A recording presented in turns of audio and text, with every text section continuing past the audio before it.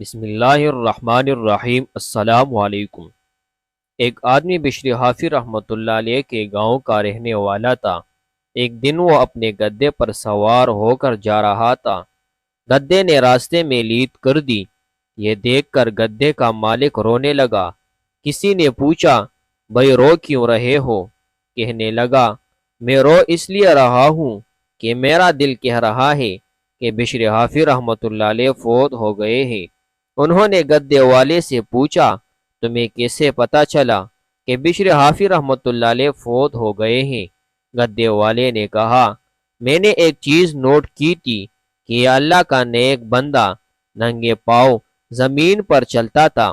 میرے گدے نے جب بھی پیشاب یا لیڈ کرنی ہوتی تھی، وہ ہمیشہ سڑک کے کنارے پر جا کر پیشاب اور لیڈ کرتا تھا، راستے کے درمیان میں نہیں کرتا تھا کہ کہیں اللہ کے اس نیک بندے کے پاؤں نہ ناپاک ہو جائے۔ آج میرے گدے نے راستے کے درمیان میں لیڈ کر دی تو میں سمجھ گیا کہ اب وہ بندہ دنیا سے چلا گیا ہے، جس کی وجہ سے میرا گدہ بھی احتیاط کرتا تھا۔ چنانچہ جب پتہ کیا تو واقعی لوگ ان کو نہلانے کفنانے کا بندوبست کر رہے تھے۔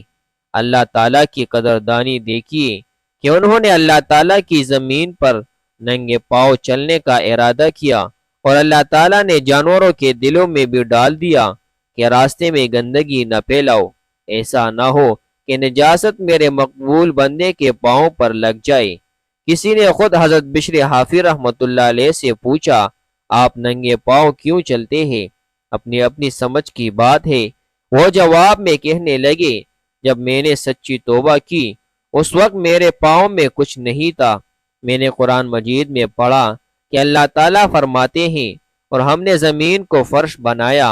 اب جس زمین کو شہنشاہ حقیقی نے فرش بنایا، اس فرش پر جوتے کے ساتھ چلتے ہوئے مجھے حیا آتی ہے۔ میں اللہ تعالیٰ کے بنائے ہوئے فرش پر جوتے کے ساتھ کیسے چلوں؟ ان کی محبت کا یہ عالم تھا۔ یہ وہ برگزیدہ ہستی ہے جن کو اللہ تعالیٰ نے اپنی طرف کھینچا، جن کے لیے محبوب نے اپنی طرف آنے کا راستہ ہموار کیا۔